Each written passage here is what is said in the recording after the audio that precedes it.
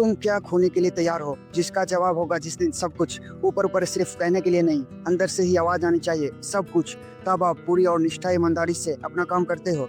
ऐसा ही कुछ इंडिया के बेहतरीन ऑलराउंडर फीचर और फीचर से हुआ। एक वक्त ऐसा भी था जब घर की छोटी सी खर्चे के लिए हजार बार सोचना, 5 रुपए की मैगी खाकर दिन भर मैचेस खेलना। उस वक्त हार्दिक चाहते तो क्रिकेट के छोड़ पे एक छोटी मोटी नौकरी से अपना दिन बसर कर सकते थे, लेकिन सवाल ये नहीं था तुम क्या खोने के लिए तैयार हो। हार्दिक पांड्या का जन्म 11 अक्टूबर 1993 को गुजरात के छोटे से गांव छोड़ियास में हुआ।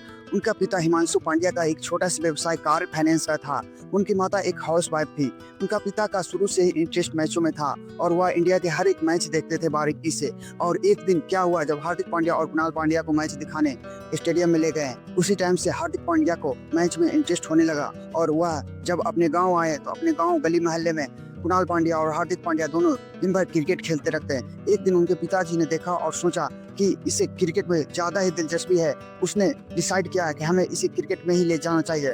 फिर क्या हुआ, फिर सूरत जैसे गांव अपने व्यवसाय को छोड़कर अपने बड़े शहर बड़ौदा में आ गए और एक छोटे से कमरे में चौल में आ गए और वहीं अपना एकेडमी में फिर ज्वाइन करवाया हार्दिक पांड्या को। लेकिन उम्र छोटी की वजह से हार्दिक पांड्या को किरण एकेडमी वाले ने ज्वाइन नहीं किया।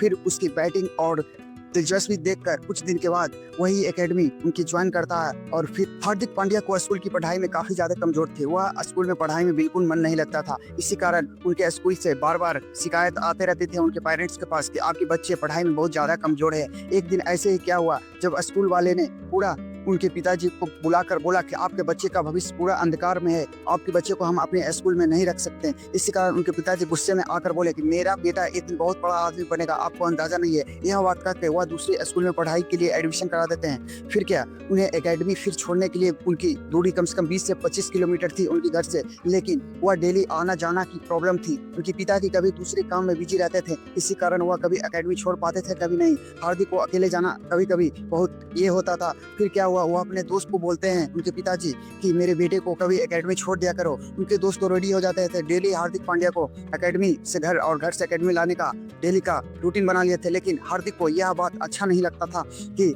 उसके कारण कोई दूसरा आदमी परेशान हो, उसे एकेडमी छोड़ना अच्छा नहीं लगता था। इसी कारण एक दिन अपने पिताजी से बोलता है कि मेरे पिताजी आप वे अपने दोस्त को बोलिए मत जाने के लिए, क्योंकि एकेडमी जाने के लिए अगर हम कल होकर सक्सेस हो जाएंगे तो कोई बोलेगा तो अच्छा नहीं लगेगा कि हमारे कारण ही सक्सेस तुम्हारा बेटा हुआ। इसी कारण हम एकेडमी अकेले ही चले जाएंगे। क्या हुआ, तो उनके पिताजी सुनते हैं और कुछ दिन के बाद एक स्कूटर खरीद कर देते हैं हार्दिक पांड्या को। उसी स्कूटर से एकेडमी हार्दिक पांड्या जाते हैं और कुछ दिन के बाद एकेडमी में ही अपना दिलचस्प बनाए रखते हैं और क्रिकेट के शानदार प्रदर्शन एकेडमी में देते हुए अपनी एकेडमी की टीम को भी बार बार जीत दिलाते रहते हैं हार्दिक पांड्या। फिर क्या हुआ, क्रिकेट में उनकी निखरती गई और फिर क्लब क्रिकेट के वह खुद विनर बने और अपनी टीम को लगातार जीत दिलाते रहे। फिर एक दिन उन 9th के बाद अपनी पढ़ाई को वह छोड़ दिए और वह क्रिकेट में ही दिलचस्पी लगाने लगे। कुछ दिन के बाद 2008 में उनकी पिता को लगातार हार्ट अटैक आने लगा और उनकी इसी कारण हार्ट अटैक के कारण उनकी पिता की मौत हो गई और घर की खर्चे की जिम्मेवारी हार्दिक पांड्या पे पड़ गई और उनकी बड़े भाई पे। इसी कारण वह एक सभी टूर्नामेंट फिर खेलने लगे, गांव और छोटे के हर एक छोटे टूर्नामेंट खेलने लगे। छोटे से लोकल टेनिस से वह जाने लगे अपनी बैट को लेकर और बैट को, और उसी से आने जाने का रास्ता बना लिए और हर एक मैच का 350 रुपया हार्दिक पांड्या को मिलता था। इसी से वह अपने खर्चे की गुजर बसर करते थे। एक तरफ जहाँ कार की EMI वाले परेशान करते थे तो कार को जंगल में छुपा कर रखना पड़ता था ताकि EMI वाले नहीं ले जा पाने। इसी तरह हार्दिक पांड्या की जिंदगी की शुरुआत कठिनाइयों से होने लगी और कभी कभी स्टेडियम में भी वह छिपे रहते थे मैच खेलने के लिए कि कुछ खर्चे के लिए पैसे और मिल जाए। वह 5 रुपए की मैगी खाकर ही दिन भर मैचेस खेलने की इंतजार में रहते थे।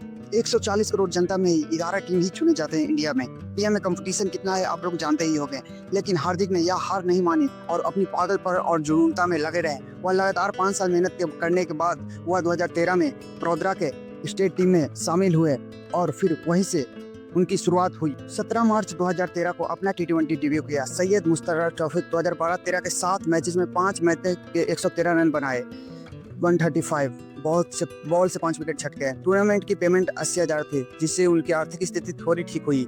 उसी साल 28 नवंबर 2013 को फर्स्ट क्लास डेब्यू किया। सैयद मुश्ताक अली 2014 के ट्रॉफी में 9 मैचेस में 219 रन, 57 गेंदों में 82 रन बनाए। मुंबई इंडियंस के हेड कोच उसी स्टेडियम में थे। वो हार्दिक को बैटिंग को देखकर बहुत इंप्रेस हुए। IPL ने इंडिया के बहुत से टैलेंट दिए हैं, बुमराह, सूर्य कुमार यादव, मनीष पांडे। साल 2015 में इंडियन क्रिकेट में बहुत ही ऑलराउंडर मिलने जा रहा था। 2015 में मुंबई ऑप्शन को हार्दिक पांड्या के 10 लाख के बेस प्राइस पर अपनी टीम में शामिल किया।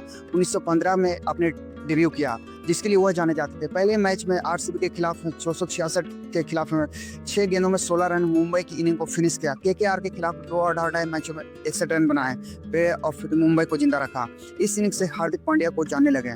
मुंबई इंडियंस को टाइटल जीती और हार्दिक को 50 लाख की चेक मिली मुंबई इंडियंस से। सिर्फ 3 महीने पहले ही 2 वक्त की रोटी के लिए कितना भाग दौड़ करने पड़ते थे। अब इसलिए हुआ क्योंकि हार्दिक क्रिकेट के लिए सब कुछ खोने के लिए तैयार था। सैयद मुश्ताक 2022 में गुजरात टाइटंस में अपनी टीम में शामिल कर ली। हार्दिक ने बैटिंग बॉलिंग दोनों ही डिपार्टमेंट में बहुत अच्छा परफॉर्मेंस कर रहा था। तो ये थी कहानी कि ऐसी खिलाड़ी की जिसने क्रिकेट में के लिए अपनी सब कुछ टॉप पे लगा दिया। जब कोई ऐसा करता है तो उसका फल भी इतना मिलता है कि बटोरते बटोरते थक जाता है। हार्दिक भी अपने फैमिली के लिए साथ जी रहा है। तो हम लोग प्रे करते हैं, कहते हैं यूं ही फिट रहें और अपने ऑलराउंड परफॉर्मेंस के लिए। हार्दिक पांड्या के आप इस कहानी से क्या सीखते हैं और अपने किस काम के लिए सब कुछ खोने के लिए तैयार है, आप नीचे कमेंट में जरूर बताएं। आप वीडियो पसंद आया तो वीडियो को लाइक करें। अब तक आप सब्सक्राइब नहीं किया तो सब्सक्राइब करें। मिलते हैं अगले वीडियो, तब तक आप लोग